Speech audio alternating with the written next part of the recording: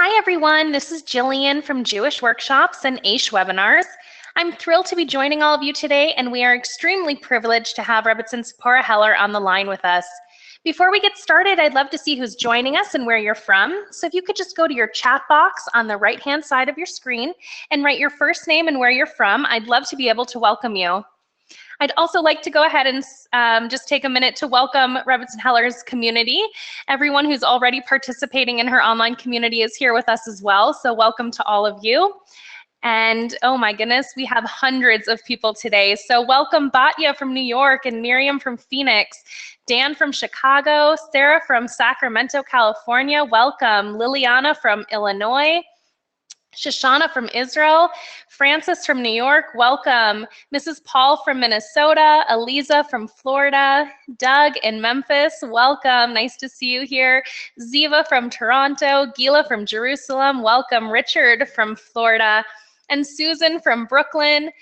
Welcome. Nellie from Los Angeles, Debbie from New Jersey, Elisheva from Manchester, Allison from Canada, Karen from Minneapolis, welcome. Sharon from Manchester, and Mark from New York, Khani from New York, Jody from Philadelphia, David from Denver, Linda from Brooklyn, Wendy from Florida, welcome. Wayne from New Hampshire, and Ariana from South Africa, Tali from Florida, Shifra from Calgary, welcome. Shana from London, Shira from Milwaukee, welcome. Ellen from Brooklyn, Leah from Leeds, Julie from Stevens Point, Wisconsin, Yehuda from Pennsylvania, welcome, welcome to everyone. Hannah from Dublin, welcome. Iris from California, Randy from DC, Leah from Lakewood, welcome. Annie from Miami, Susan from Queens, Alice from Brooklyn, Hannah from Denver, and the names keep pouring in. I would love to be able to get to everyone, but we could probably be here all day. Welcome, Shani from Israel and Donna from Seattle, Sippy from Antwerp. This is unbelievable. As people continue to flood in from all over the world, I wanted to say welcome to everyone. We are most likely going to hit capacity any minute with over 3,500 people signed up for today's event. We can only hold a certain amount of people on the line at one time, so hopefully we will get as many in as possible. But I want to say welcome, welcome. Rebbetzin Heller will address as many questions as possible live on the line today. So make sure that you go ahead and put any of your questions right into the question box. Please don't hesitate. We love making the webinars as interactive as possible, so we will get to as many questions as we can at the end. Also, make sure to stay on until the end so you don't miss out on the opportunity to join Rebbetzin Heller week after week as part of her family-like online interactive community, plus getting your personal questions answered and a special discounted rate for joining us today. It is truly an honor being able to host Rebbetzin Heller today. Rebbetzin Heller is internationally known as a gifted lecturer, educator, and mentor, touching the lives of thousands across the world. Rebbetzin Heller has been a full-time faculty member at Neve Yerushalayim since 1980 and is the author of several books, including This Way Up, More Precious Than Pearls, and Let's Face It. As a well-sought-after speaker, we are so fortunate that she is here with us today. So without further ado, I'm going to go ahead and pass the microphone over to you. Welcome, welcome, Rebbetzin Heller. How are you? I am great, and it's wonderful to be with you today. So here we are. We're all together. We're all trying to make ourselves more and better, which is what we're here for. And we'll start. I just want to say two things by way of introduction. One is that the questions will be answered, but at the end of the talk, because thank God there are so many of you that it just isn't possible to interrupt frequently enough to maintain the flow of what's being said. The other is this entire series is going to be based on many, many sources, which I pulled together in a book. The community members have this book. It's called Return. So if you need to review the ideas, that's where you would find it. So with that, let us go forward. Okay, so the basic understanding we have of tshuva means return. You could only return to someplace you've been. I can't return to China because I've never been to China. So when you're talking about return, where are you returning to? Where have you been that you aren't now? So there are two different approaches to this. One is you're returning to the self you were before you were born. What does that mean? What it means is that the embryo in its mother's womb, the Gemara says, is enveloped in itself. The arms, the legs cover the head. So the head is the center, the mind, and the feelings that flow from thought is the center of a person's being to begin with. The limbs are meant to follow the dictates of the mind, much as the brain controls their physical motion. So what happens during these 9 months? Okay, so the Gemara says they're the best 9 months of your life. You learn the entire Torah through an angel. But then you come into the world. And in the world, everything is forgotten. And the world is the process of regaining the person who you were. So to describe that person a little bit more, it says that each person in embryo can see by the light of a flame from one end of reality to the other. So this is truly not a physical description. But that means our sense of the whole picture, our sense of truth was fully developed. And we enter the world and our consciousness is completely constricted. So I don't know how many of you know real babies, real life babies. But those of you who don't know what I mean. You hold up a baby who's several months old, not somebody who just like entered the world 5 minutes ago. They have some expression. You hold them up. They grab your beads. They suck your nose. They don't even realize that you're a person who may be central to their life. They have to regain all of this knowledge. So tshuva means returning to who you were before you hit the world, before you forgot everything. So this is your most enduring self. So concerning this, it says in the Torah, choose life. Because everything physical and every circumstantial thing circumstantial about your life is death-bound. So choose life, choose to be yourself. Now, before we go further, I want to point out, there are hundreds of you listening, at least that's what it shows on my screen. None of you are really that similar. Hashem is unlike an earthly king. He is a king who meant millions of coins, and they're all different. So when you're talking about tshuva, there's no generic tshuva. Returning to you isn't the same as returning to me or returning to anybody else. So I'm going to digress and talk about who you are, how you could figure out who you are in a basic sense. Later, in a subsequent class, we're going to talk about who you became. That's a different question. I'm not going there. I'm talking about who you are, not how you became that way, not what you should do with it, but just getting a sense of your own identity. So when you survey people and you say, who are you? The answer you usually get in contemporary society has to do with their profession or career. Who am I? I'm a teacher. Tell me more. I'm from Yerushalayim. Tell me more. Your age, maybe your street address. None of those answers the question that's being asked. They're answering everything external about you, what you do, where you are, but who are you? So here's the package. Here's what makes you yourself. Bear with me. The very first human being that God created, Adam, is the source of all of us. What was Adam? This is going to give us the generic picture, and we'll go from there to the specific picture. It says God gathered the dust of the earth to make his body. All of the earth. There are components of everywhere. So our bodies have a certain universality. My body is not that much different than the body of somebody in Kenya, even though he probably could run faster than I can. So there are differences, but it's the same source. It's not that different than the body of somebody in Japan, even though I'm probably taller. Okay, so physically, a human being has the components of the whole earth.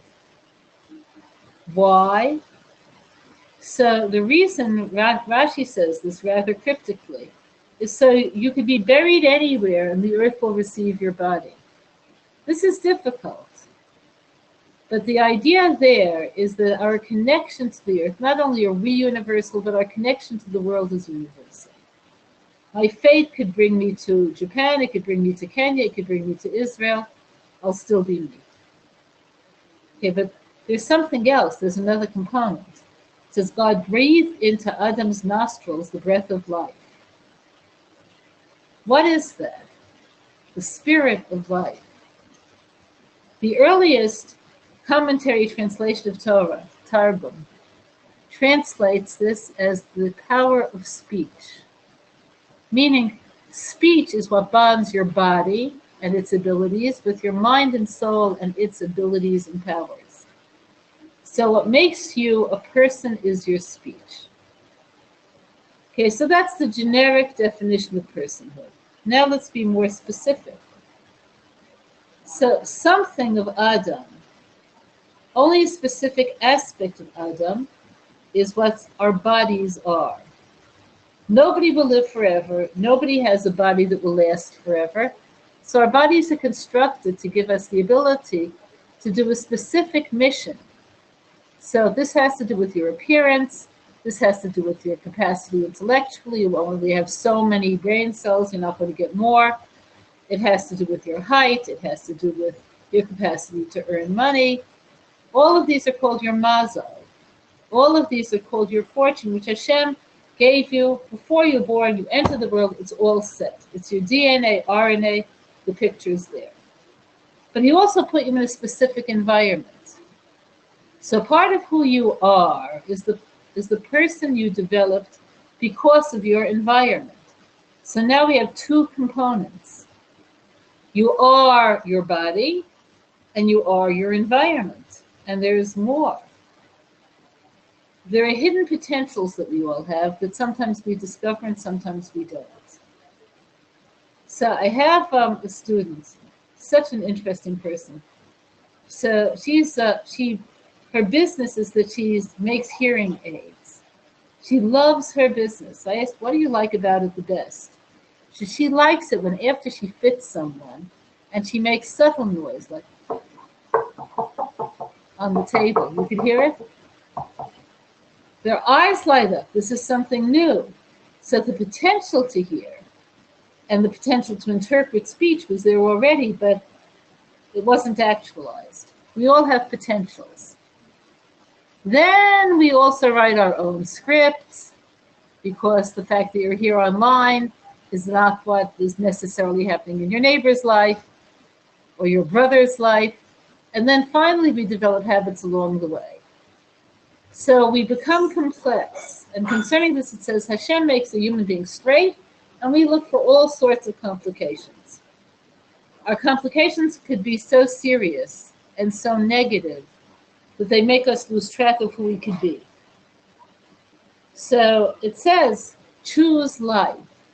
So what choosing life means in this sense is choosing to actualize your potential continually. So this is what tshuva is about. It's about taking away all of the things that are blocking you from this kind of actualization of self. So it's a tricky business. If you ask a young child, how old are you? They'll sometimes say 4 and almost a half. But you don't have people saying I'm 69 and almost a half. And the reason for this is the children are very joyous about growth. People say, oh, growth, I'm happy how I am. I really don't want to change. I'm fine. I don't have to do truth. I'm fine. I'm okay. I don't want guilt. I don't want change. I want to be myself. A 4-year-old doesn't want that. Why not? Because a 4-year-old associates growth with joy. The ability to do more and be more doesn't have to come from discontent with who you are. Quite the opposite. Okay, think about like different stages of your life. When you went to school yourself the first time, when you chose your first outfit. Okay, that's called self-actualization. Tshuva is self-actualization. There are no birds that can fly that choose not to fly. There should be no human being who doesn't become who they could be. So you're meant to choose life. Okay, now another issue that people have about resisting tshuva is not only I don't want to change, which is a big obstacle. I admit it's a big obstacle, but we think, who cares? Let's say there are people in the world who are more honest than I am, or are more scrupulous in their business dealings. But I'm not a big-time mafioso. I'm not doing anybody real harm. So what? So I'm not perfect. So what? So I sometimes say what I shouldn't say, but people recover. So what? In fact, many of us feel, and I hope I'm not stepping on anyone's toes by bringing this up because it's a painful subject. Some of us feel invisible. We feel that when we go to work, they notice I'm here. If I wasn't here, they'd have to bring somebody else in. But it's not big. It's not visible. When I come home and I eat dinner, it's not visible. Even people who get invited for Shabbos, somebody will call you and say, could you come? You know in your heart sometimes you could say yes and that'll be fine, and you could say no and that'll also be fine. There are a lot of people out there who feel invisible. So I want you to know something. This is foundational. Not only are there people who feel invisible, but there are people who are invisible. There are people who other people really don't acknowledge or validate or even really see. But Alshich points out something very deep. Unlike an earthly ruler, Hashem is concerned with the inner reality of each one of us. It's not about what we do for others or the impression we make on the world. It has to do with who you are on the inside. Hashem is enormously concerned. When He put your soul in your body, it was because the world is incomplete without you. And your main self, your main battles, your main achievements are inside yourself. So everybody is visible to Hashem. His love for us is so great that returning to Him, returning to your higher self, is a worthwhile endeavor. Okay, so because Hashem is concerned with each one of you, as He is in ways that we can't even grasp, at this time of year in Elul, you are beginning to review your relationship with Him. The acronym for Elul, the well-known acronym for this month in the Hebrew calendar, is the phrase "Ani lidodi v'dodi li." I'm for my beloved, and my beloved is for me. That means I know He loves me. I know He created me uniquely. I know the world was incomplete without me. I feel Him in my life. And I want to actualize what He gave me. I want to be here for Him. I want to make His purpose in making me one that happens, one that's validated. So at this time of the year, you're also coming to grasp and recognize that what happens to you next year, next month, all of this has to do with Hashem giving you the tools that you need to actualize yourself. So I'm sure most of us fall into the trap of envy every now and again.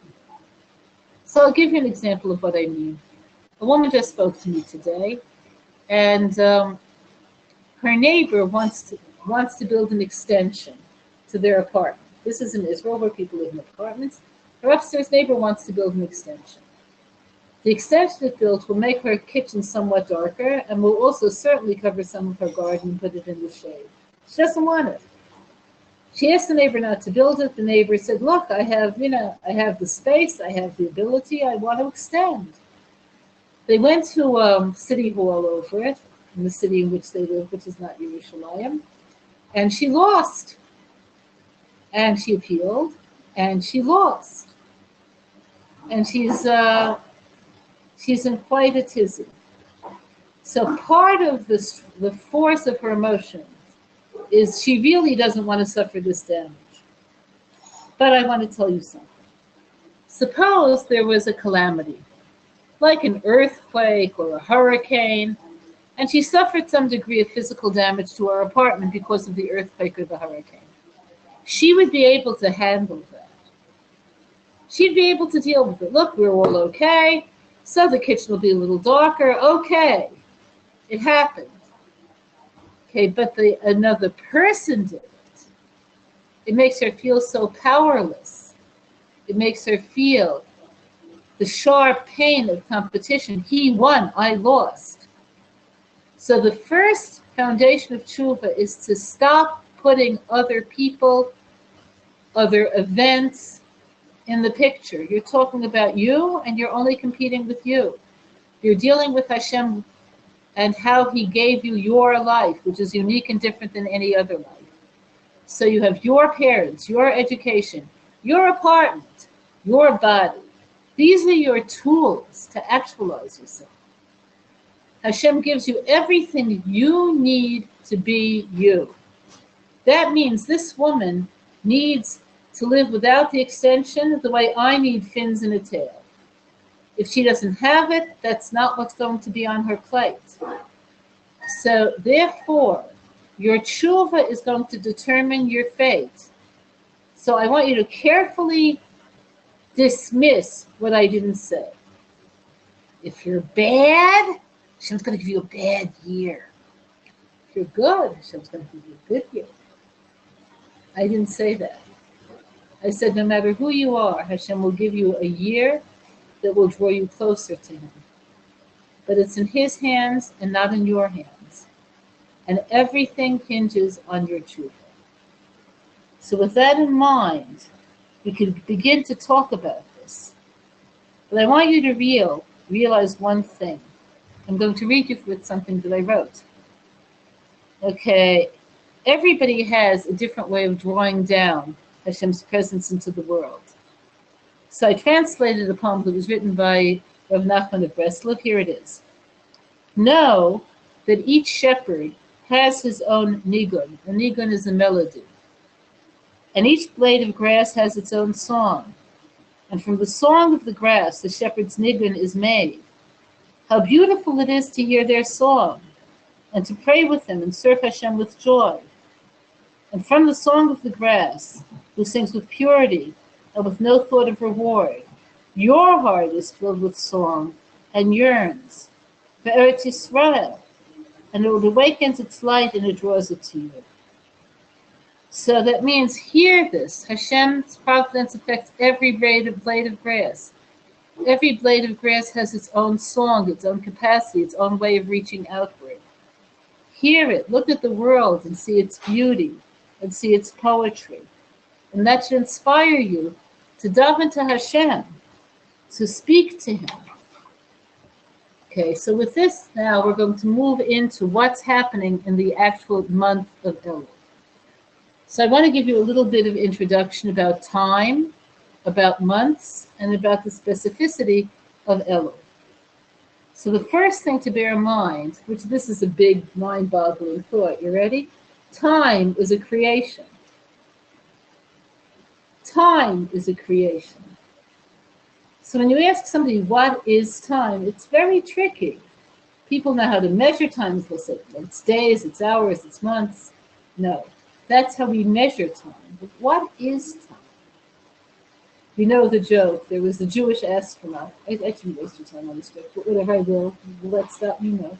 There was a Jewish astronaut, and he was out there in space, circling Earth, and the specific spaceship that he was in circled the Earth 14 times an hour. Okay, and when he came down after 2 weeks in space, he was like this. He was like totally exhausted. He said, "I'm finished. Give me a bed." And the people at NASA were really confused about this. Like, what's so exhausting? You just like you weren't doing anything much in the space capsule. You don't know. I'm observant. I was going 14 times an hour. Shachris, Mincha, Ma'ariv, morning prayers, evening prayers, night, morning. Okay. So I mean, it's only a joke, and he wouldn't be obligated to pray as the sun rises and sets every 2 minutes.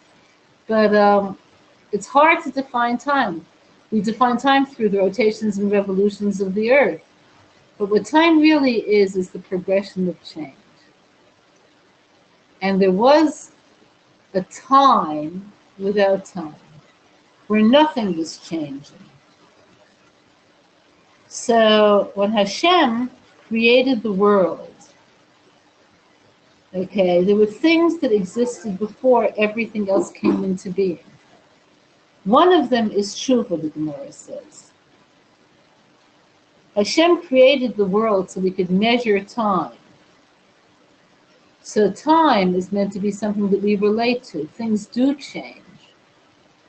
Okay, the sun and the moon let you measure time. The Torah tells you that Hashem gave you a way of measuring time to allow you to use the unique nature of every moment, every hour, every day.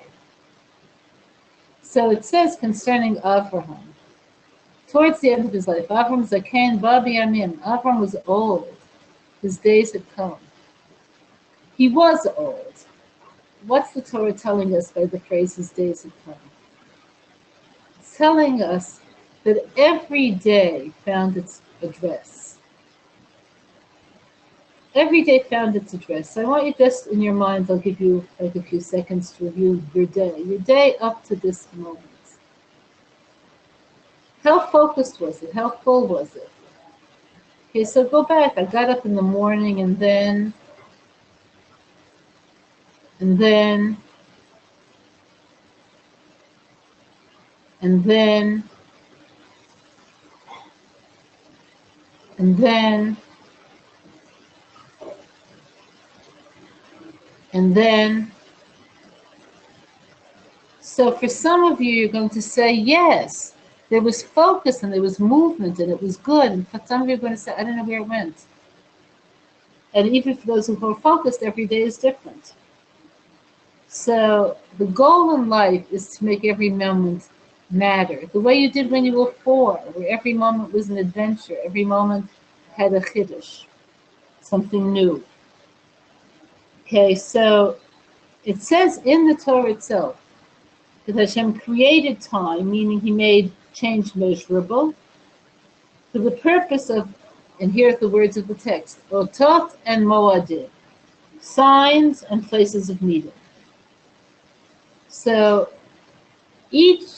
what does that mean? The fact that we can measure time is meant to give us a certain kind of relationship to what could happen in a specific frame.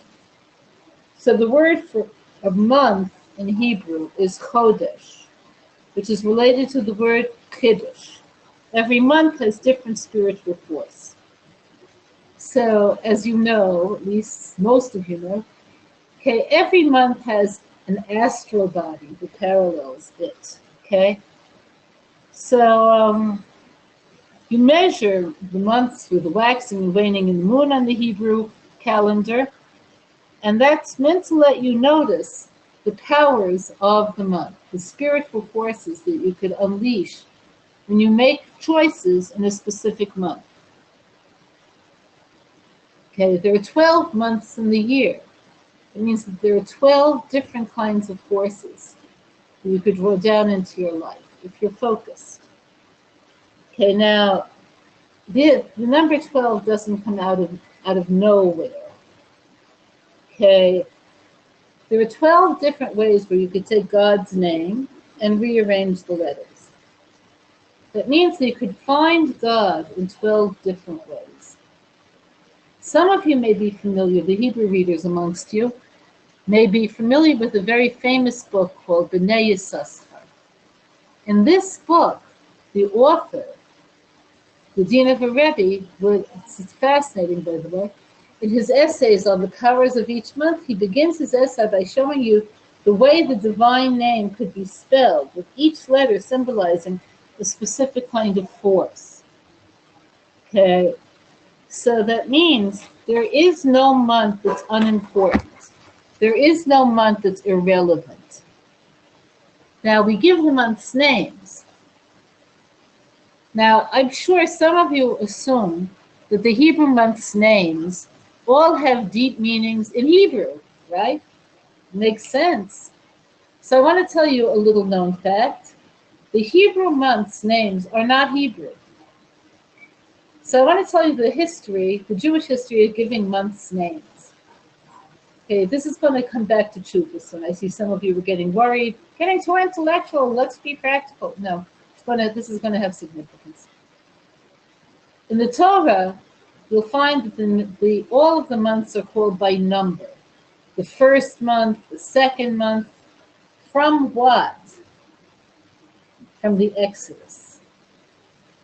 So from God's perspective, he's the author of the Torah. The most important event, the event that's the beginning of all beginnings, is when the Jews left Egypt. How is that the beginning of all beginnings, and what does this have to do with you? So the world was created for a purpose. Everything until that point was backdrop. The Jews leaving Egypt, and that includes the lives of the patriarchs. The matriarchs, I know what I'm talking about. Make no mistake, that wasn't a slip. Everything was backdrop. Hashem created the world so light can come to a dark place. And for that to happen, you need a nation, not just individuals. So from his perspective, the most important event is we got out of Egypt. We had a definition as a people. We knew him through the plagues, through the miracles. He's there, he's aware, he's involved, he could do anything, and we want a relationship. Okay. So that's the most important thing. So now I want to bring this into your own lives.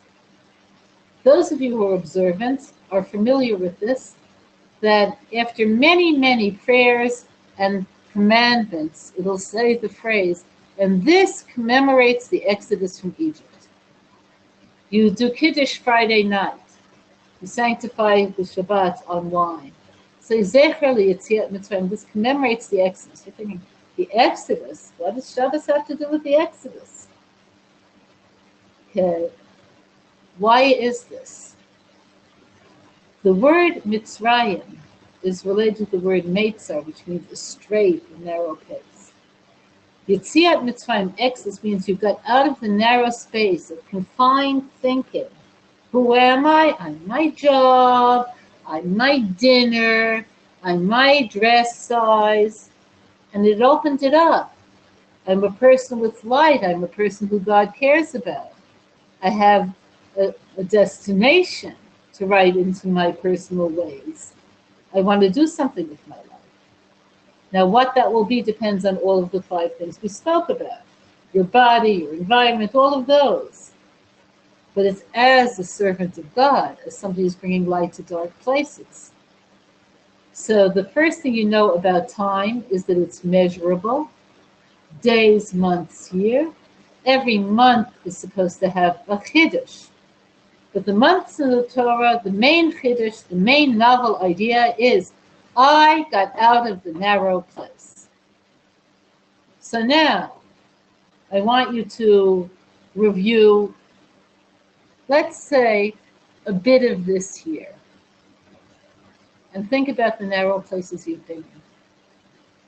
And think about how either you got out or Hashem got you out, because here you are today.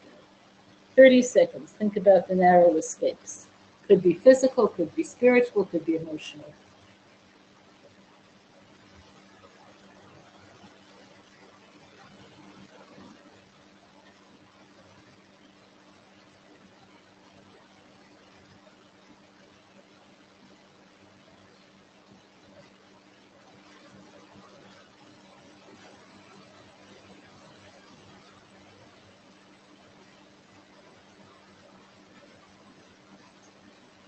Okay.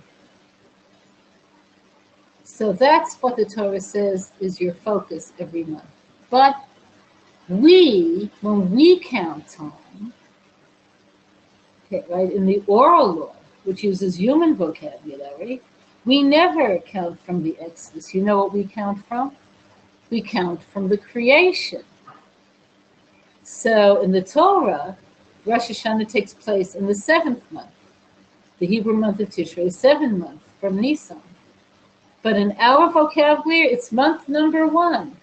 Because what we see the most central of any possible events isn't us.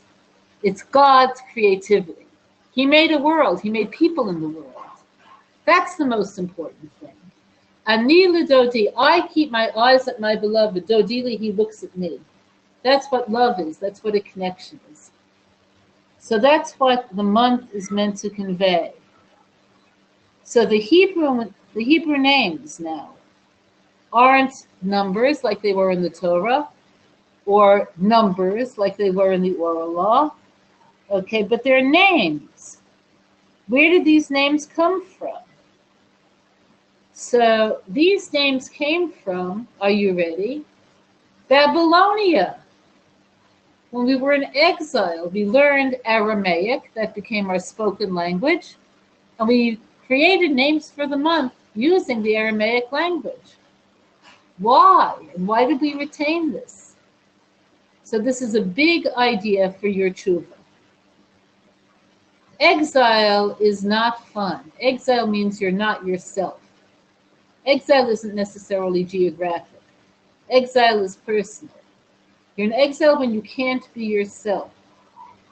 We're exposed to who knows how many messages from the outside, and they all enter and they become part of you, and you lose track of who am I and what is it that I heard. Okay, when I was a child, I had, I don't know if I'm telling you this, I had an invisible imaginary friend. Now, I did know the friend was imaginary, so this wasn't as bad as it sounds, but she was my friend. Okay, sometimes I would let my mother into it. I would tell her my adventures with my friend, and sometimes not. And my friend and I, in our varied adventures, the adventures always had a theme, and this is the theme of virtually all adventures. We would face the bad guys and win. Okay. So one of the prime influences on my game with my invisible friend was the Lone Ranger. So of course I'd be the Lone Ranger, and my invisible friend would be Tonto, his assistant. Okay, so why am I telling you this? Okay, exile is where you no longer know who you are. You're playing a game with your invisible friends, but you don't know that they're invisible and imaginary anymore. So in our contemporary exile, one of the games that we play is winner. If I make more money than anybody else, I'm a winner. Says who? Okay. And there are lots of games like this. So the reason I'm telling you this is that the message of calling the names by their Aramaic the months by their Aramaic names is we could find God in exile. He did not go into exile. We went into exile. He does not change. So Elul, which I'm going to speak about very soon as a unique one, he doesn't change. He's accessible to us no matter where we've taken ourselves. So I want to give you a practical example. Imagine somebody who has the worst possible child, rebellious, obnoxious, ingrateful, whatever. And the child ends up having to leave the home. His violence, his verbal and physical violence, make it impossible to live with him. So the same day that, let's say, the mother or the father says, look, here's money, rent yourself a room, out. Okay. What does that parent want? They want to hear a knock on the door saying, now things will be different. So this is what Hashem wants. He wants us to say, now things will be different. I want to return to this place of closeness and purity and goodness where I once was. I want to be there. I know I'm far. Okay, so the astral sign of Elul is the Virgin. Okay, so picture in your mind's eye a young idealistic woman who wants more than anything else to find a husband to whom she could surrender herself, to whom she can give herself completely. So this is the heart of the month of Elul. In Hebrew, this is called bitul, which is a homonym. It sounds the same, but it's not spelled the same as the word Betula, which means virgin. So you're opening yourself up, making yourself vulnerable by surrendering to the one who you love the most, Hashem, God. And when you do that, you're becoming more. Now, some of you may challenge the idea of wanting a relationship with Hashem. So I want you to realize this. We put a lot of energy into getting things that make us happy. But if you talk about material happiness, the best possible name, the most gorgeous outfit, the best trip, it has beginnings and ends.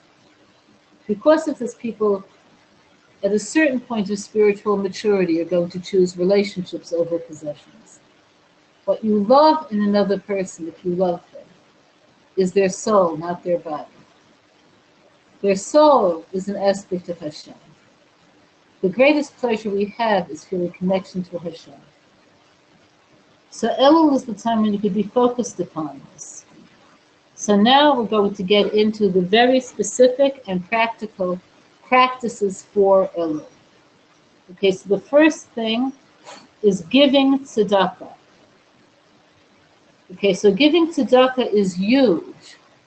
It changes you enormously because if you're a materialist, giving away money is antithetical to what life's all about. Giving tzedakah lets you let go. Now, a problem practically that people have is to say, wait a minute, I don't have more money in Elul than I had last month. How am I supposed to give all this charity? So the amount is not what's relevant. What's relevant is the constancy and the sincerity and the openness of heart. So I want to tell you a secret. Most of us have closed hearts. The word for that in Hebrew is timtum halev, a blockage of the heart. So I don't mean arteriosclerosis. I mean we were hurt. So we close our hearts. We don't want to be vulnerable. We don't want to be vulnerable to people. We don't want to be vulnerable to Hashem, and we don't want to give. So I want to give you a very interesting parallel of a parallel vision of what a closed heart really means and comes from.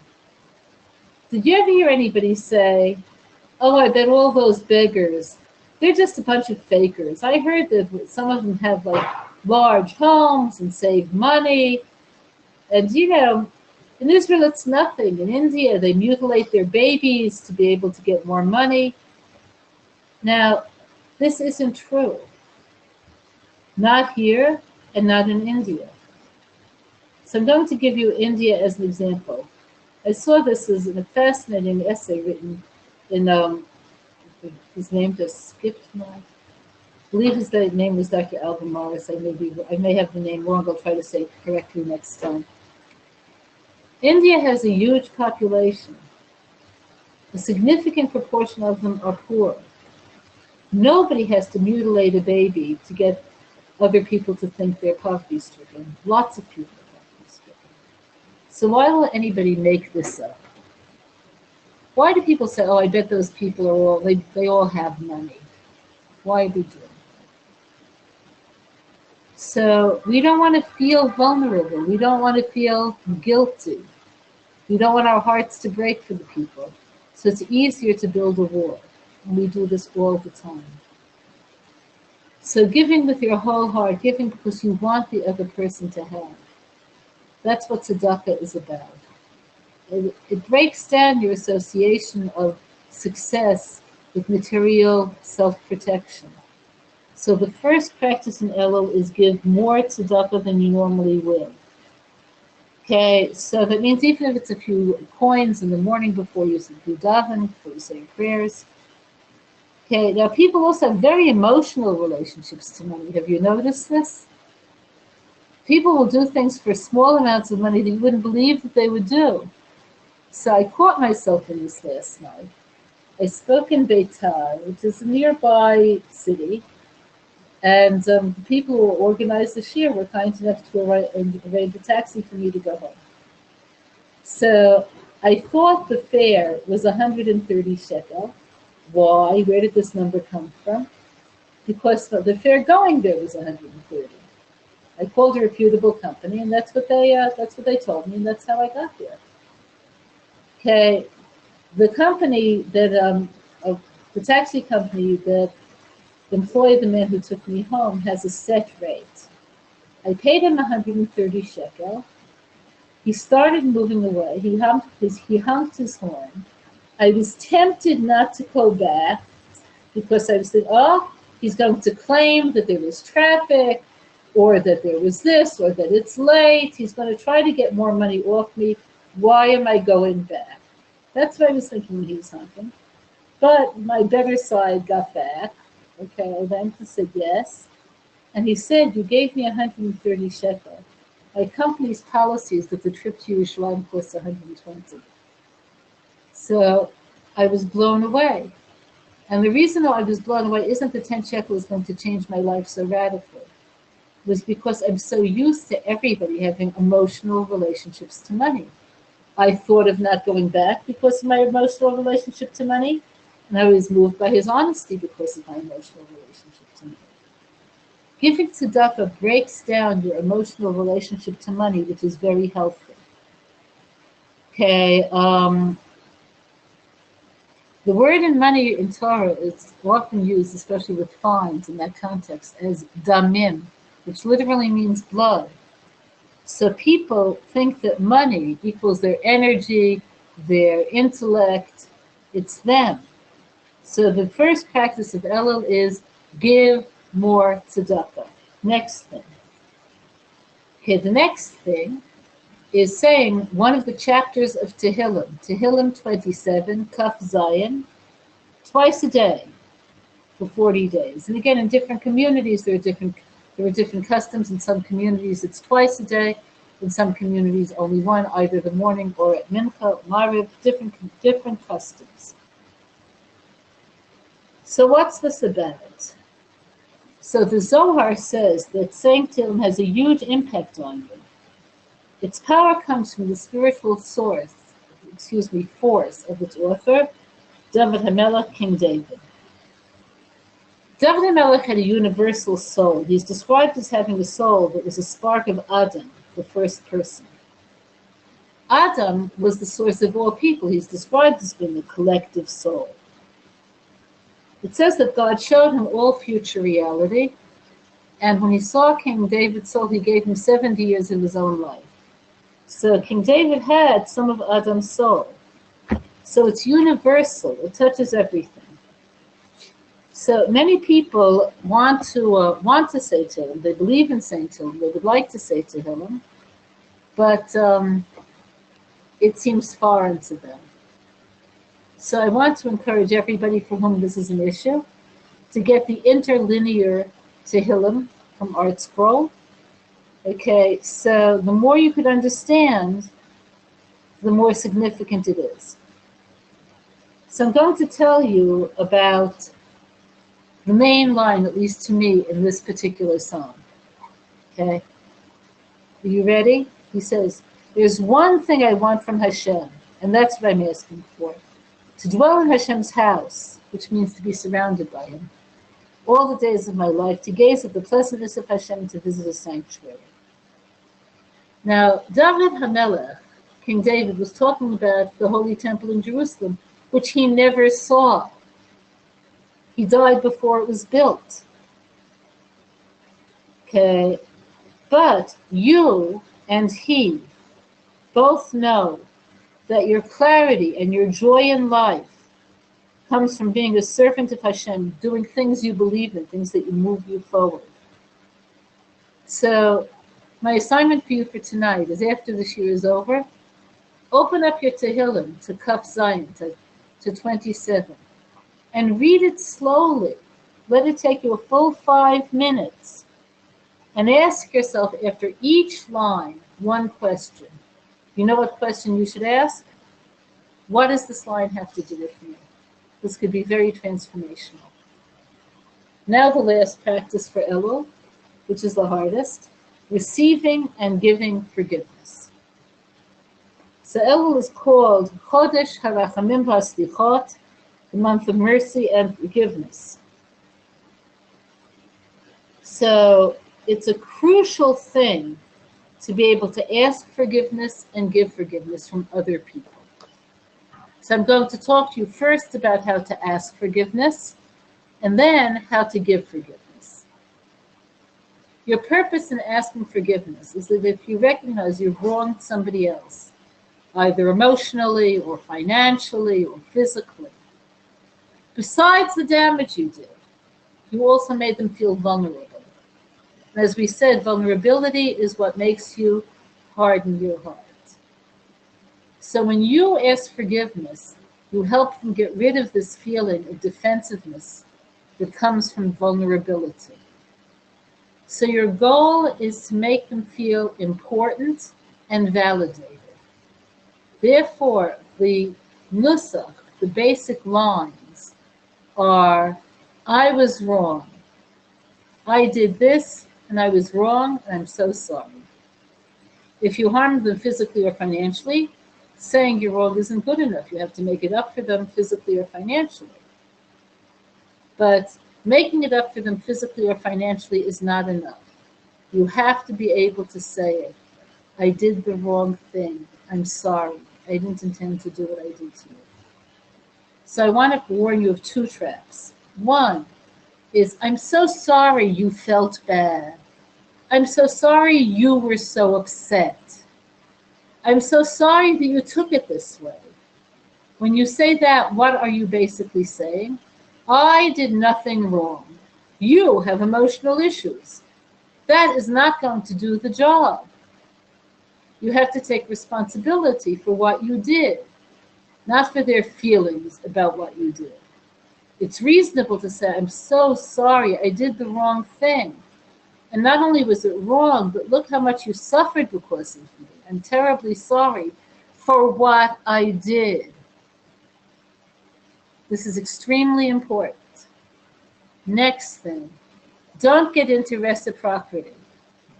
I'm so sorry for what I did, but I couldn't help it. Look what was happening. You said this, so of course I said that. Or, I'm so sorry for what I said when we were talking the other day. You're basically saying through your expression, I expect you to say, I'm also wrong, I'm also sorry. Now, probably you're right in thinking that they should apologize as well, because very few people do something wrong with no provocation. It happens, especially with financial crimes. Sometimes a person will rip somebody off without their having done anything wrong.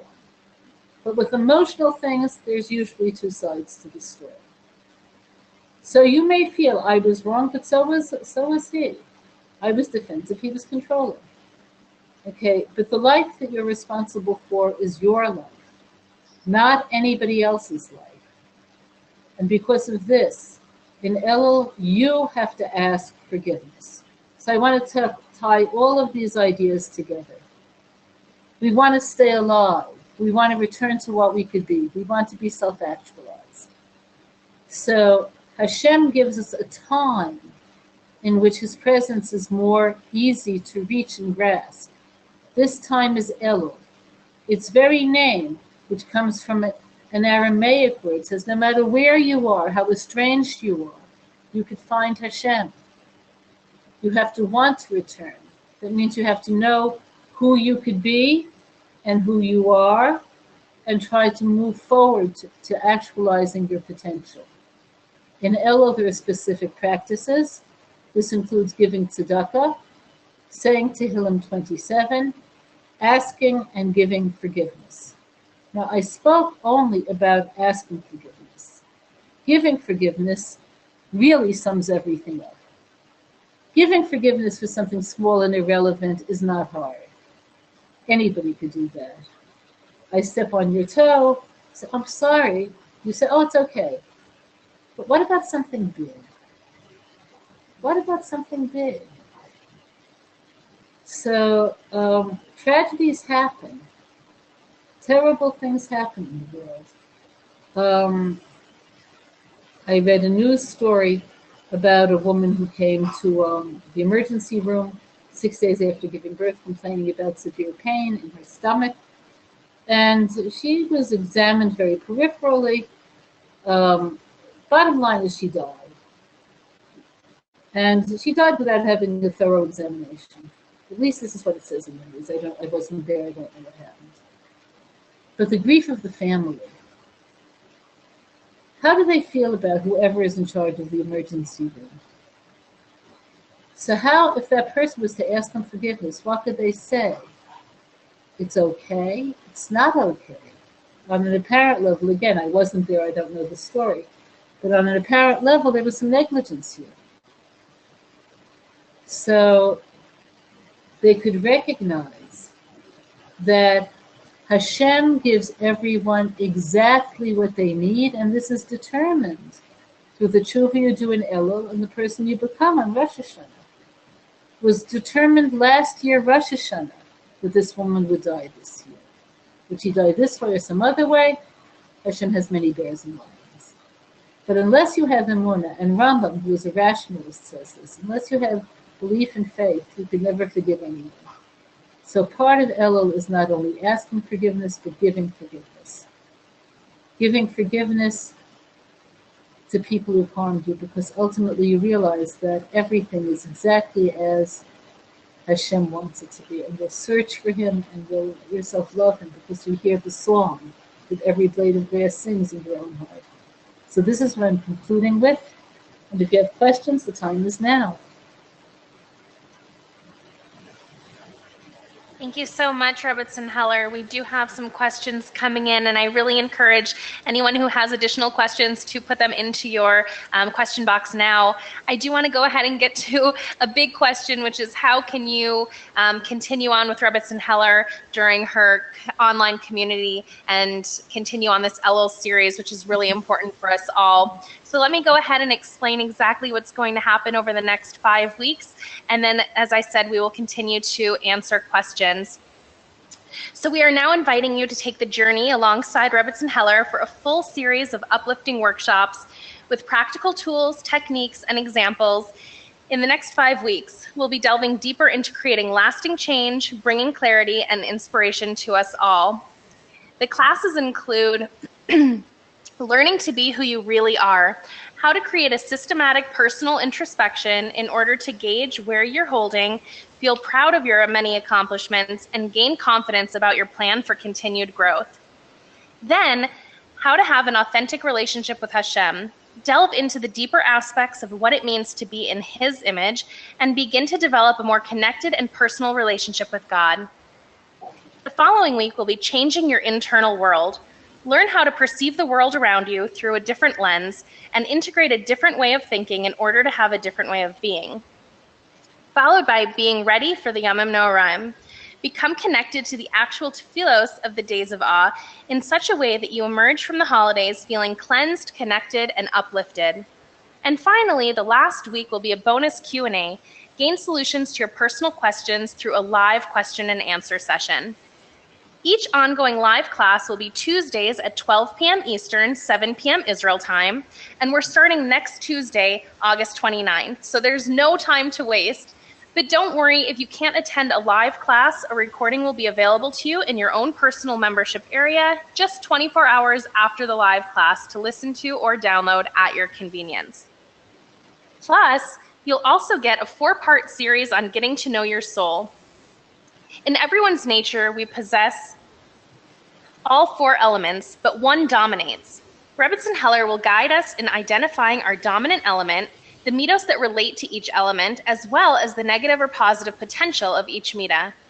Our task is not only to discover which one is dominant, but also to utilize these techniques to accentuate the positive aspects of that element. You'll also get the 10-part series of Getting to Know Your Soul Part 2, introducing the 13 faculties of the soul and how we can tap into them to have a clearer sense of our own existence. The series begins with Rebbetzin Heller guiding us on how to utilize the first faculty to retrieve stress.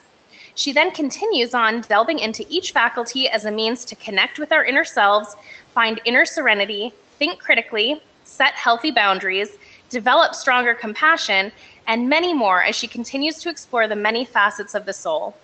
This series will serve as a beacon to understand the essence of what makes you who you are. It will enable you to strengthen the gifts you were given and fortify any midos that may be weaker. You'll also get the 4-part series on the true meaning of Tehillim. Gain a deeper understanding of the depth of these words and its background, and why it has become the classic prayer in times of challenge throughout the ages. We learn from Tehillim how to look at things as a big picture and not lose sight of the smaller details that contribute to our daily experience. Explore the 10 different forms of praise found throughout Tehillim and how they serve as guidelines to overcome challenges. Discover untold chapters in the life of David HaMelech's life and how Tehillim can serve as the catalyst to help us break through our limitations. And finally, the gift of giving, a 4-part series on emulating God's will and expressing his divine image through chesed. So by joining today, you'll get an entire month of guidance leading up to Rosh Hashanah and Yom Kippur to truly help you become the person you want to be this year. Not only will you have the 5 weeks of live and interactive classes, but all of these bonus classes will help you on your journey as well. A truly invaluable package of live classes plus the recorded bonuses to listen to at your convenience to take you on this full journey of understanding, rejuvenating, and perfecting your soul so that you can discover how to channel your inner energy to overcome seemingly unsurmountable obstacles, unearth all of your unexpressed talents and capabilities, and learn how to continuously develop them so you never feel incapable or stuck again. Recognize every time you are victorious over your impulses and cravings, and stop letting your failures define you. Develop a deeper connection to God by living authentically and feeling a greater sense of gratitude, love, and forgiveness. And jumpstart your efforts to success by setting a realistic plan in order to attain your goals and infinite potential. An opportunity like this doesn't come along often, so we want to make this important series accessible to everyone. So we've put a simple payment plan option in place, and now you can join Rebbetzin Heller and people from around the world on this journey for a special introductory discounted price of only 2 payments of $97. Before I share the link, I also have to tell you just one more thing. As I mentioned earlier, Rebbetzin Heller now has an online community of people across the globe that meets each week to learn about different topics and share questions and experiences related to the current topic on hand. So for current members of Rebbetzin Heller's community, you will already get to partake in this upcoming series as part of your membership. But for those who are not yet members, by joining today, not only will you have the full series of 5 weeks of interactive classes, plus the bonuses, but you'll also get an additional 30-day access to the exclusive ongoing inspirational community of Rebbetzin Heller for free. This means connecting with Rebbetzin Heller on a more personal basis and from any part of the world. The 30 days will begin after the course is over, so those first 30 days will be free, and then you can continue on for a low rate of $67 a month. As part of the community, you'll be able to join Rebbetzin Heller for weekly live and interactive classes and delve deeper into the ideas of relationship building, hashgacha pratis, personal growth, and the methods needed to implement it into your life. So make sure after you join to take advantage of this additional bonus opportunity. And I'm going to go ahead and put that link right into your chat box. I see people are asking for the link. I'm sorry. Let me go ahead and put that in right now.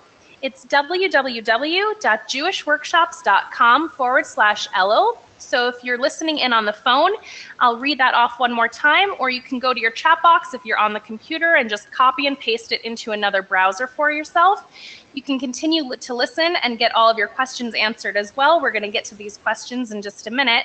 But let me go ahead and say that one more time for everyone who's not looking at a screen right now. It's www.jewishworkshops.com/Elul. Of course, if you have any questions, please go ahead and just put your name and your telephone number right into the chat box. If you need some help registering or you're having any technical difficulties, we're more than happy to give you a quick call and help you register, especially in time for this 24-hour additional discount.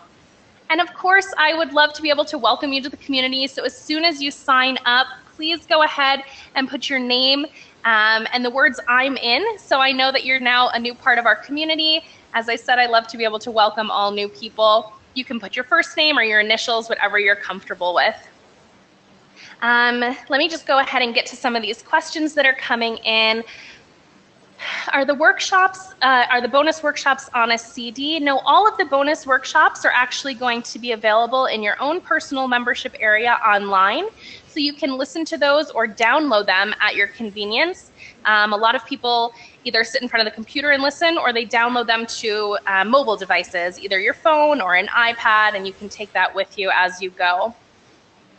So what is the total cost? It's just 2 payments of $97, so that's $194 total. There is an option to pay all at once, or to make it easier, we made it into 2 payments so that you don't have any financial difficulties. Are all the bonuses included? Yes. Everything is included in this package. You'll get 5 weeks of interactive classes on perfecting your inner soul.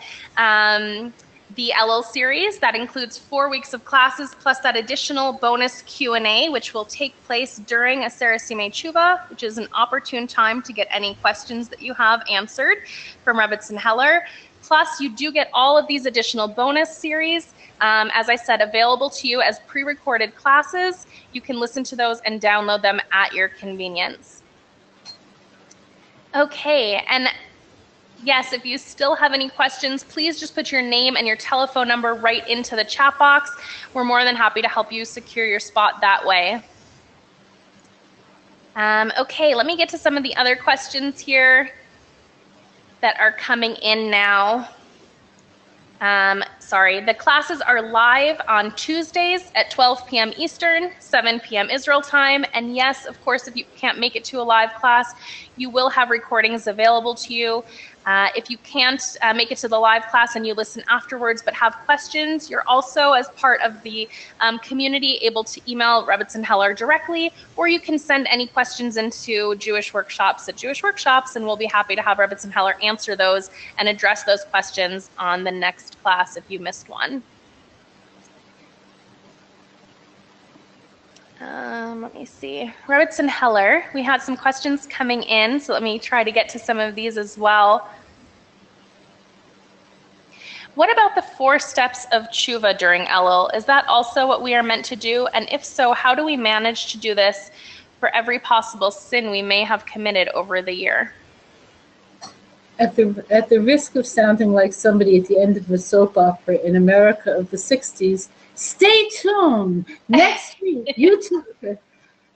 The answer is really too broad for me to give you in the time frame I have now. That is the topic of the class next week. Perfect. Thank you so much.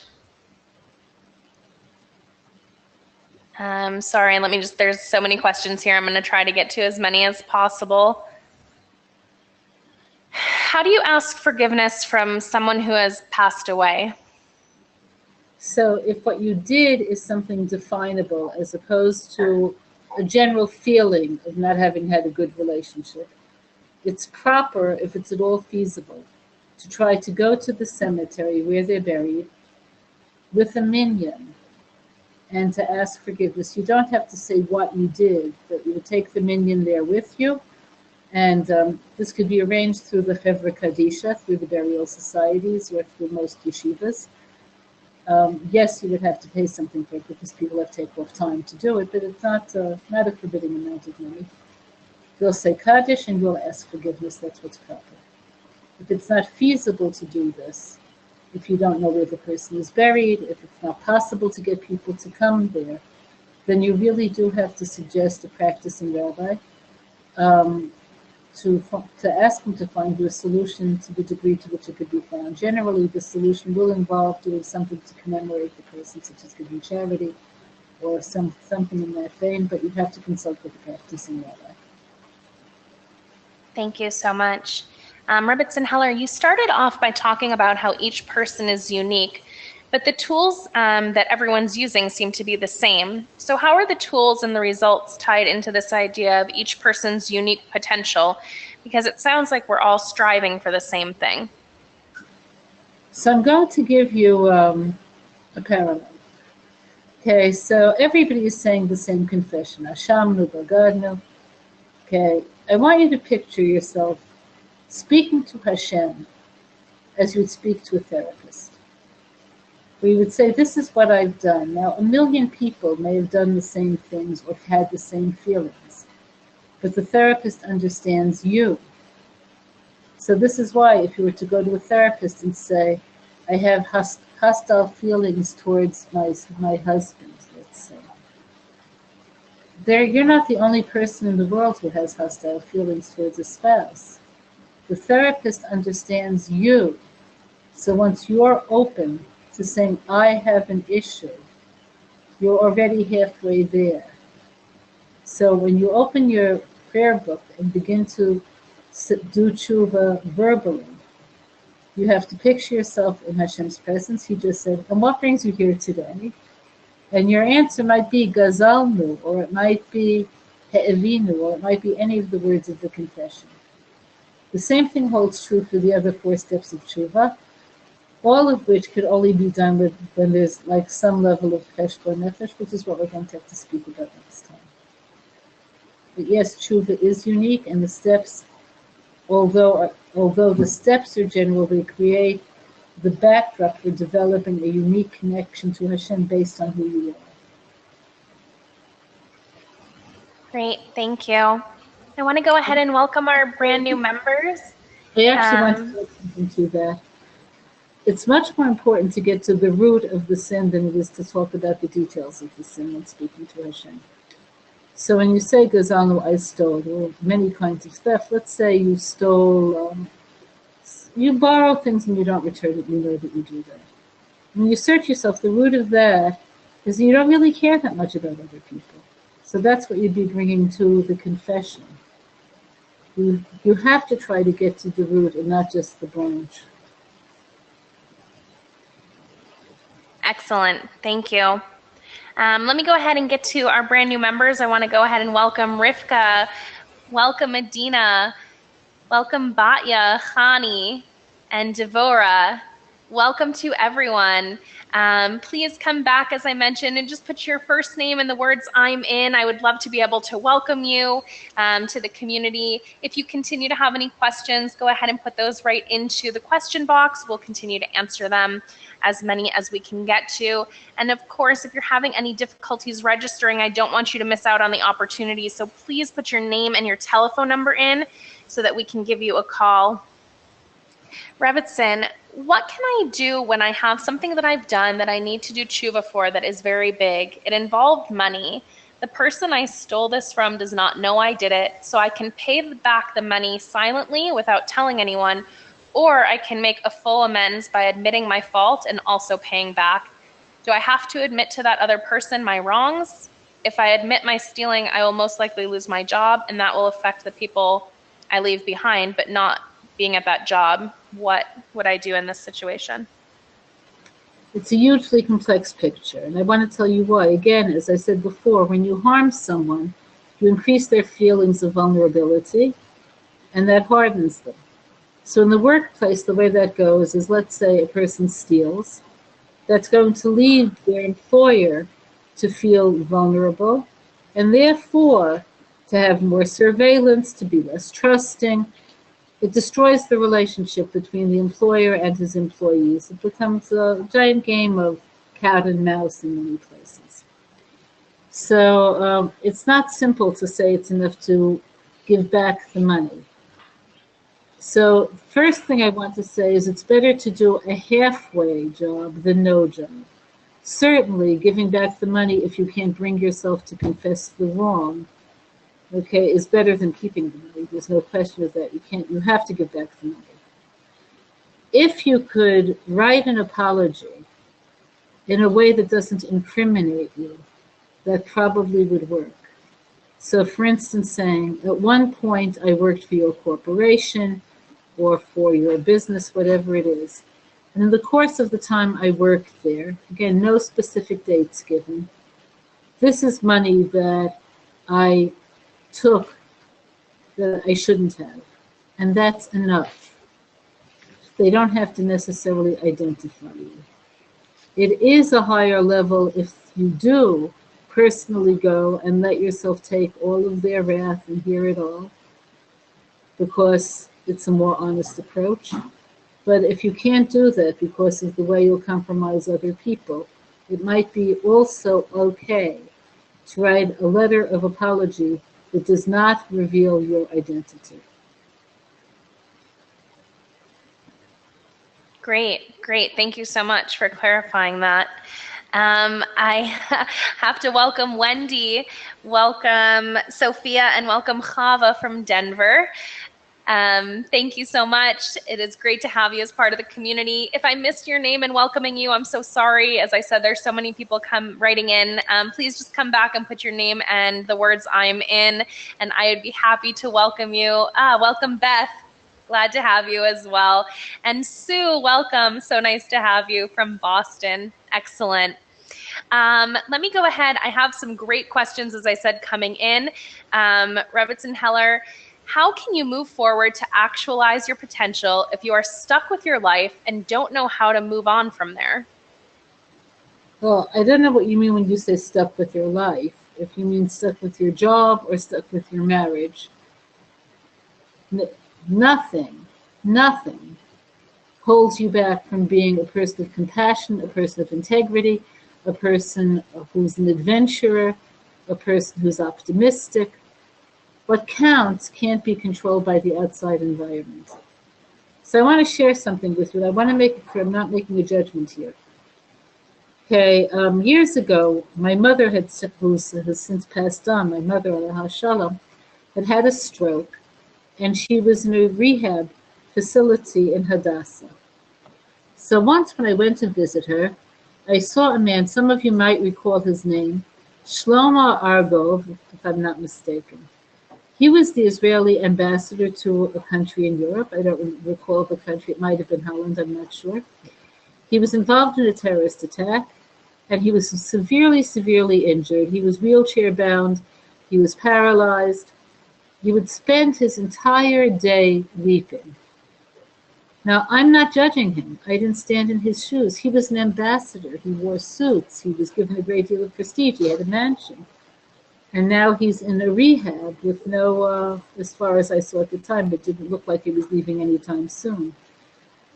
Now, I want you to contrast him to my very dear friend Marcy, who I've spoken to some of you about. She's completely disabled. She had suffered an aneurysm and afterwards had surgery, and the surgery made her condition much, much worse. She has every reason to be completely embittered. She has a trach, which means she can neither eat nor speak. She communicates using a word board, which even that's very limited because her hands tremble. She's optimistic, and she's future-oriented, and she's connected, and she learns, and she davens every day, and she attracted many friends. So it's not your life, if you mean outside realities that define you. It's your inner reality, and that's what Shuv is all about. Elul's the best time of the year. It's the time when all the doors open. Everything is possible. Thank you. I want to go ahead and answer some of the questions coming in about the course so that I can make sure you can get your seat. In the meantime, welcome, Gitti. It's wonderful to have you. I'm sorry if I missed you from before, but let me just go back really quick and go over exactly what is included in this amazing package of being part of Rebbetzin Heller's online community. So for the next 5 weeks, you'll get to enjoy live and interactive classes similar to this one, where you can ask your questions. Rebbetzin Heller will spend an hour with you every Tuesday from 12 p.m. Eastern or 7 p.m. Israel time. And as I mentioned, we're starting this coming Tuesday. So all 4 classes take place on Tuesdays leading up to Rosh Hashanah, and then that 5th Q&A class is going to take place during Aseres Yimei Tshuva, so you can get any additional questions answered that you hadn't gotten a chance to. And of course, you will have email access directly to Rebbetzin Heller if you have specific questions that may take a little bit of time to personalize. After those classes, you'll also have all of these bonuses available to you to listen to and download at your convenience. They're pre-recorded series. The first is Getting to Know Your Soul Part 1, talking about all of the elements and how they connect to you personally. And then Getting to Know Your Soul Part 2 is the 10-part series introducing you to the 13 faculties of the soul and really getting a better understanding of who you are and how to delve into your inner self, find inner serenity, think critically, set healthy boundaries, and develop a stronger sense of self. Then you'll also have the 4-part series on the true meaning of Tehillim, which really everything is just a huge journey towards understanding yourself and everything that Rebbetzin Heller spoke about today. The 3 things of giving tzedakah and saying Tehillim and asking and giving forgiveness. These are going to all help you on your journey towards understanding who you are and how to actualize your potential. So really understanding Tehillim in a deeper and more in-depth way will help you also say this parak number 27. I know some people were asking again. Chaf Zion, number 27. This will help give you a better understanding of everything that you're saying. Plus the gift of giving, the 4-part series as well. So all of these things are included in the one-time introductory rate of just 2 payments of $97. So when you go and click on www.jewishworkshops.com/Elul, and I'll again just put it right here in your chat box.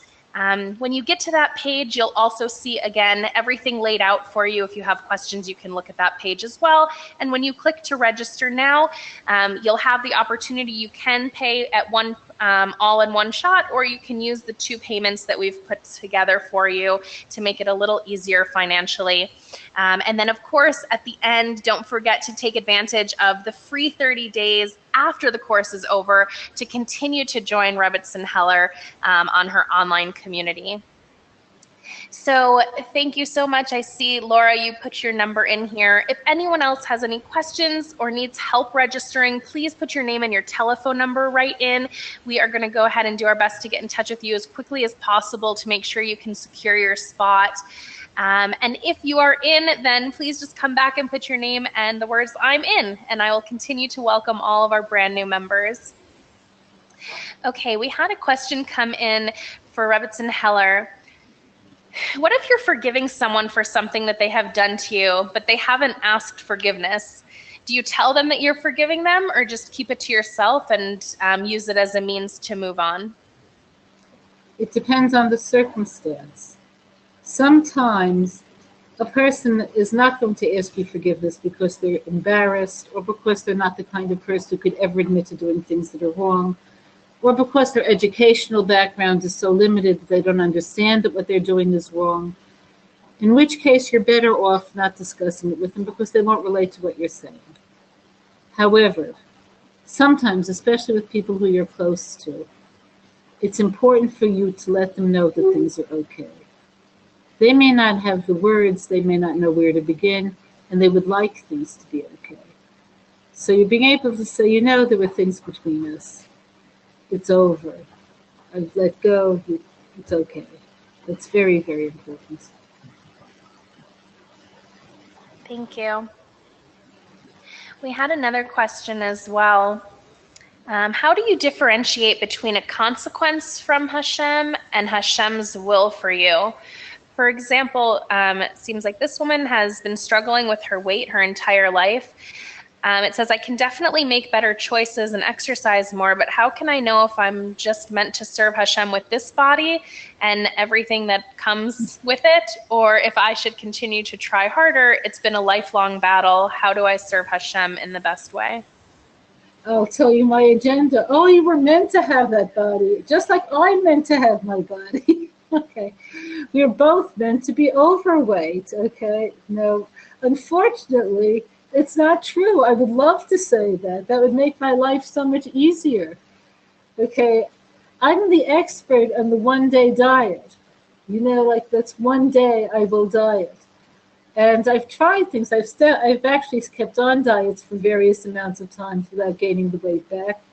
But, you know, never reaching my goal, not reaching anybody else's goal either. So I certainly empathize with you.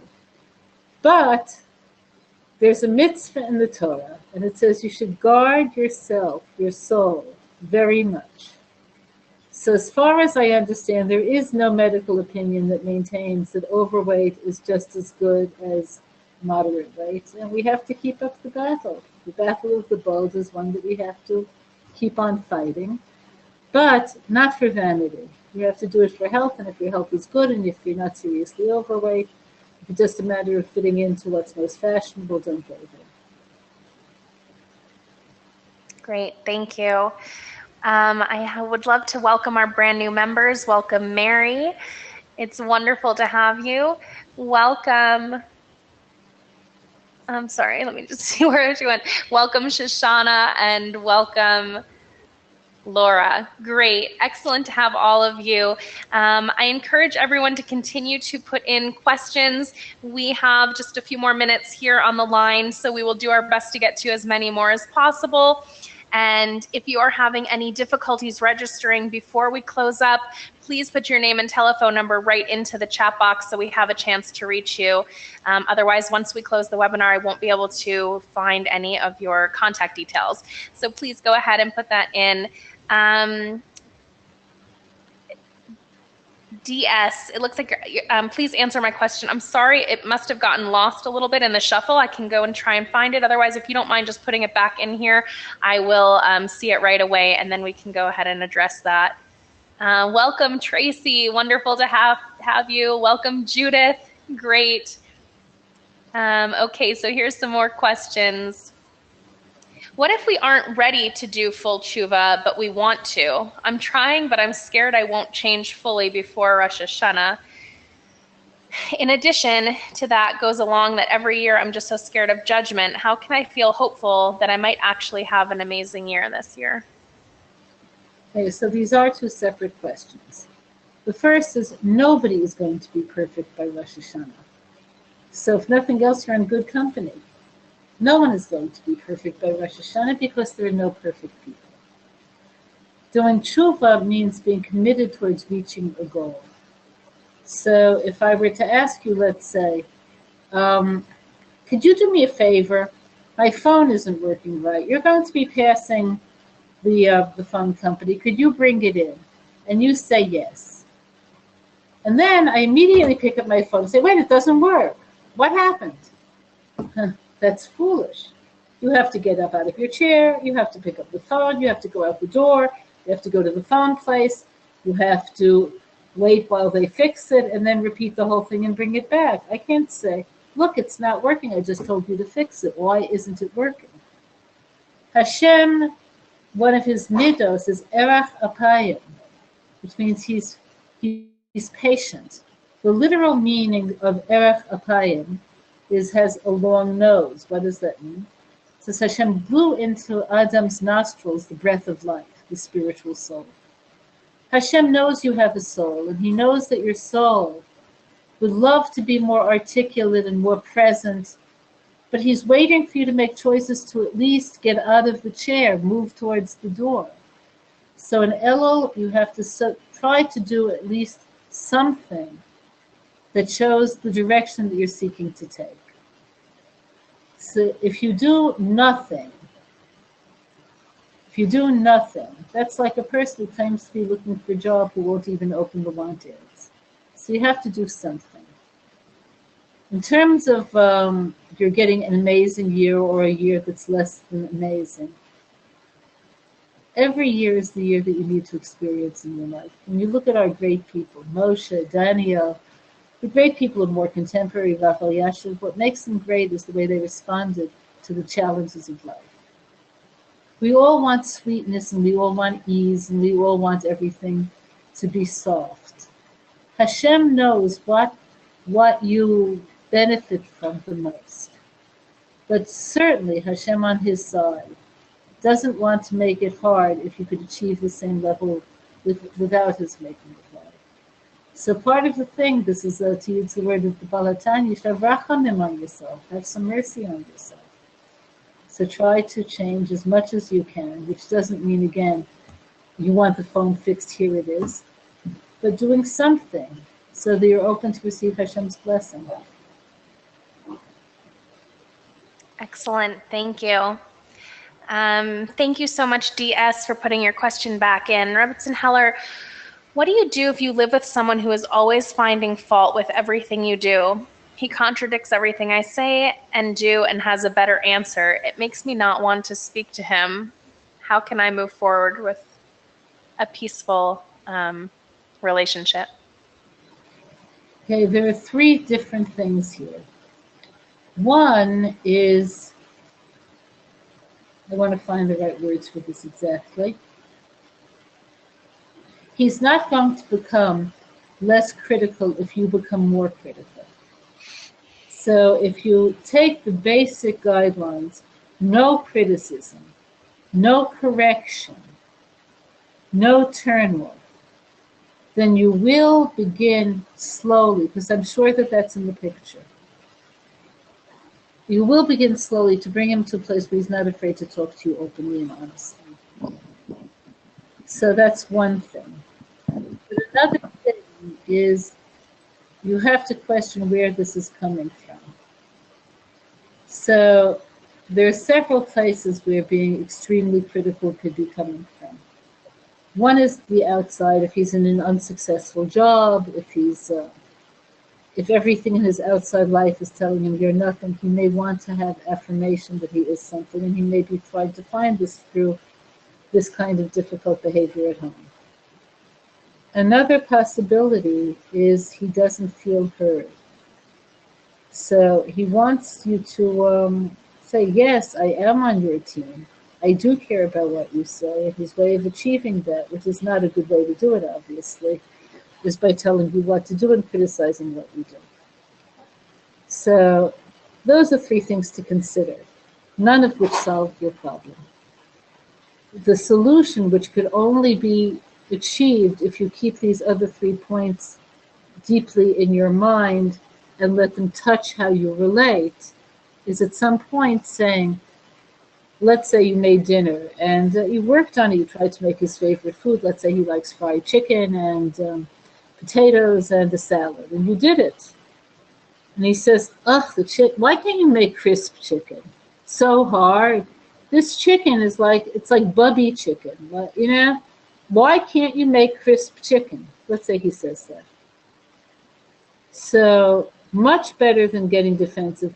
Everybody else liked my chicken. Well, what's your problem? Okay.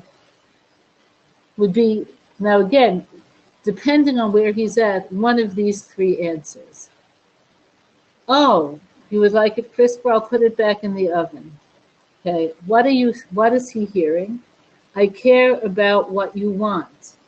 So if the problem is he thinks you don't care about what he wants, that's the best response. Another possible response is saying, you know, I'm not saying the chicken is crisp, but it would be so much easier for me to hear if you were to just say, sweetheart, this is a great dinner. Could you make the chicken a little crisper next time? I'm not saying that it's crisp. I'm saying it would make things easier for me. I know you care about me. Say it in a way that makes it easier. That'll work in a different circumstance. In the hardest circumstance, where things are not good for him on the outside, and he needs to see he has some control somewhere. Which again, the first response I gave you will be effective with that also, by the way, would be, I'm on your team. I want to make the chicken you like the best.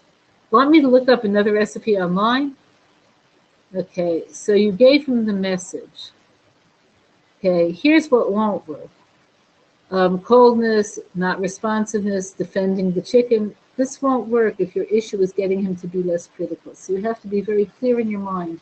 What's my issue? Is my issue to make him less afraid, less defensive, or is my issue to defend the chicken and to defend my ego? So you have to be careful about knowing what your issue is. Great, thank you so much. I hope that answered your question, and thanks for being patient, DS. Welcome to our brand new members, Donna Bell, wonderful to have you. Welcome Miriam, and welcome Rachel. Great to have all of you. As I said, we're going to be taking just a few more questions here. If you still have questions or need help registering, just go ahead and put your name and telephone number in. Otherwise, I would love to continue to welcome brand new people, so come back and let me know if you're in. Rebbetzin, thank you so much for this amazing class. What if we continue to have challenges that bring us to such a state where Emunah is very difficult or it's very weak, despite knowing intellectually that everything happens for our best possible version to emerge? What exercises or things can we do to enhance our emunah and ability to do tshuva to change ourselves for the better? Okay, so I'll give you an easy answer.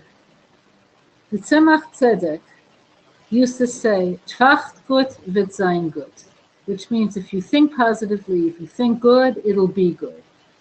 So some people will take that to the extreme of thinking that he means if you're positive, everything around you will change. I'm not saying that.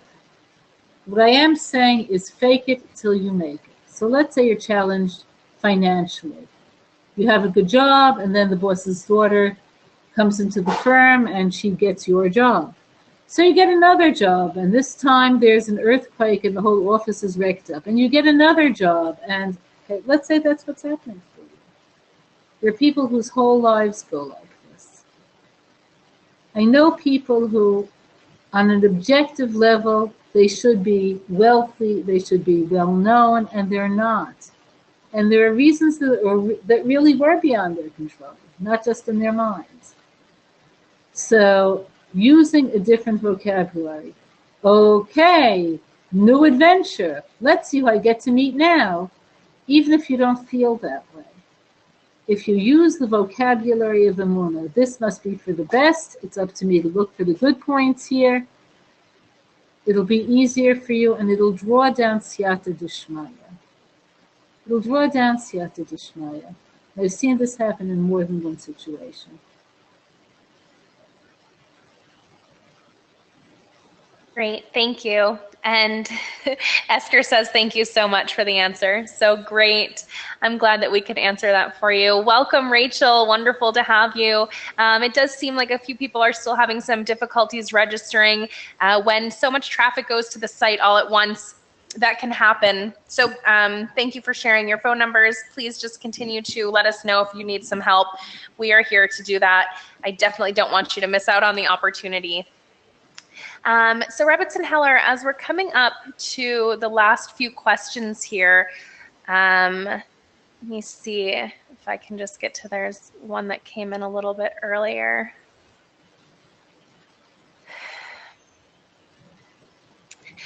Sorry. What if you are not yet ready to ask someone forgiveness, if you're still angry at them, but you know that it's something that you should do? I'm glad you're being honest. A lot of people would never ask that question. They would just go back to blaming the other person. So it's honest of you to say, I know that I should ask forgiveness, but I'm still angry. So realize that all anger comes from one source, which is thinking things have to go the way you would like them to go. So whatever this person did to you, this was meant to challenge you. This was something that was going to happen to you, either through this person or through some other means. So try to separate the person from the outcome.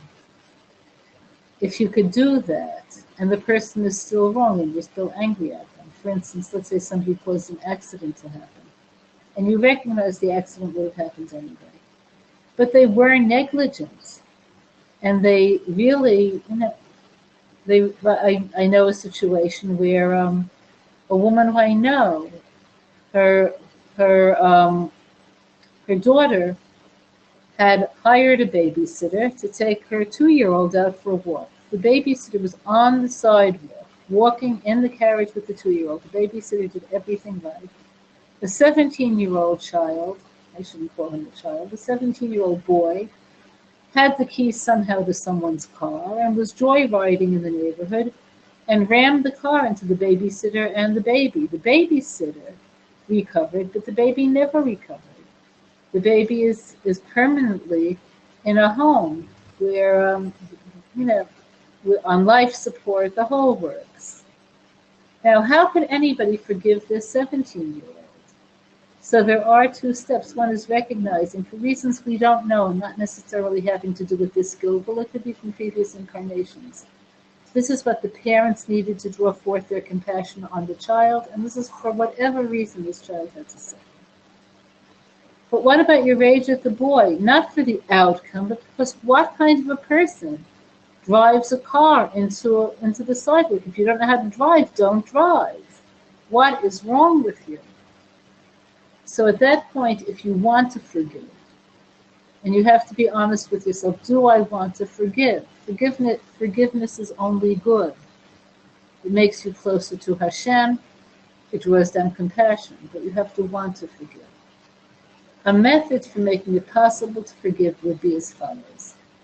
Think about your worst mistake, the worst mistake you made in your life, which probably was nowhere near as grave as what this 17-year-old did. But whatever it was, you told a lie and you were caught in a lie. Let's say you did something wrong financially and then you didn't know how to give back the money, whatever it is, whatever wrong thing you did. How would you want other people to respond? So the answer usually is, I would like the other person to understand that I really didn't mean to do this harm. And I got myself in too deep. And I got myself lost emotionally. So if you want to forgive someone, even if what they did is as grave as what this 17-year-old did, go to that place. So with the 17-year-old, saying, he must have profound regret for this. This is not what he wanted to do when he got up in the morning. He made a terrible mistake. He can't forgive himself. He doesn't even expect anyone to forgive him. Okay, when you get into that, you could learn to forgive. So a positive and beautiful example of this would be an opposite situation. This was several years ago. I think it was 3 years ago. A driver, to make a long story short, killed a young married woman and her husband, and not her husband, all of their children. The only survivor was the husband.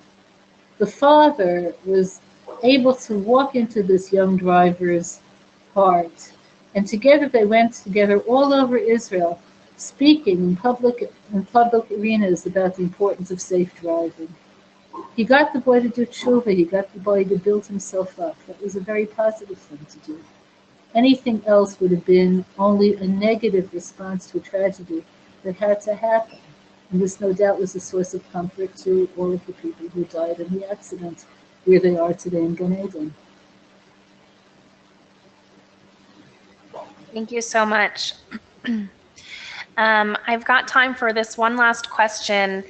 And I, again, just want to reiterate, if you have any questions yourself about registering, go ahead and put your name and telephone number in now. Otherwise, of course, as you continue to join, starting next week on Tuesday at 12 p.m. Eastern, 7 p.m. Israel time, we'll be back with Rebbetzin Heller for the very first class. And you will continue to get additional questions answered throughout the 5 weeks, including that 5th week of just a full hour of question and answer time. So I urge you to keep your questions, write them down. If we didn't have a chance to get to everything today, keep that question for next week. And certainly Rebbetzin Heller will either address it because that's the topic at hand, or make sure that you put it into the question box, and we'll do our best again to take questions throughout the full program.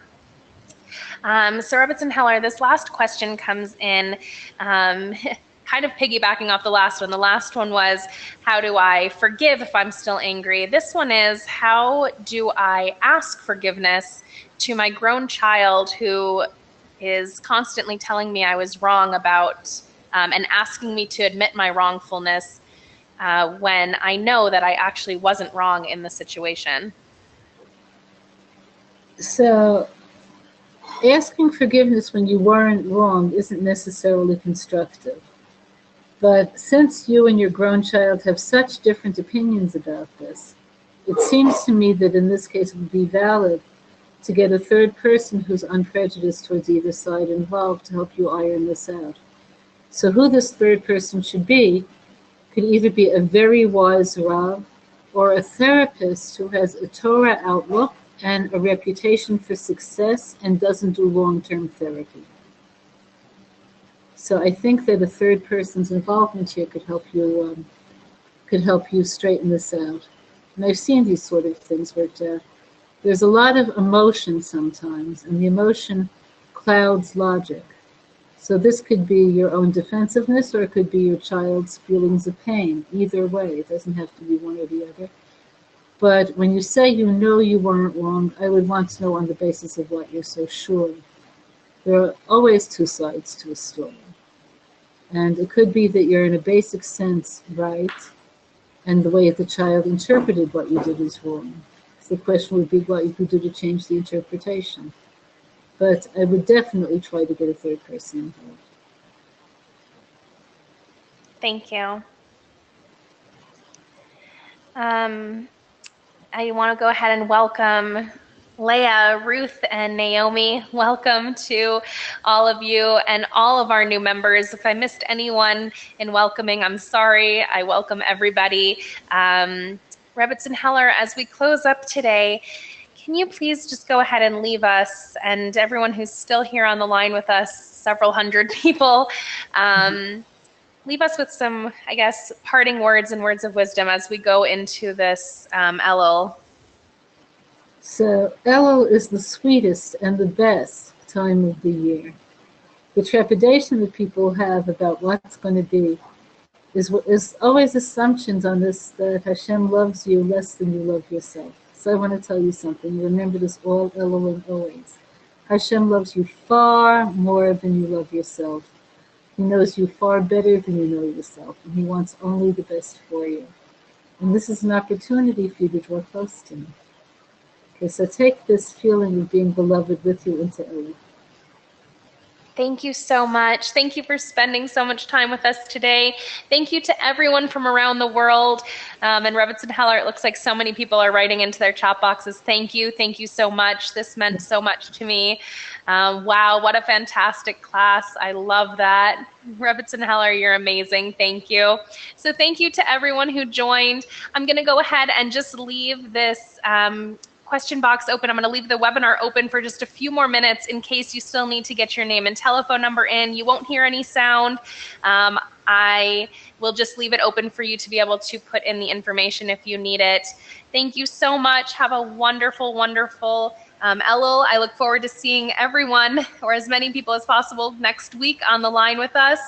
And if you still have questions, please go ahead and put them in with your number. We will do our best to help you register in time. Thank you so much. Thank you, Rebbetzin Heller, for being with us. Have a wonderful day and a wonderful new year to everybody. Thank you.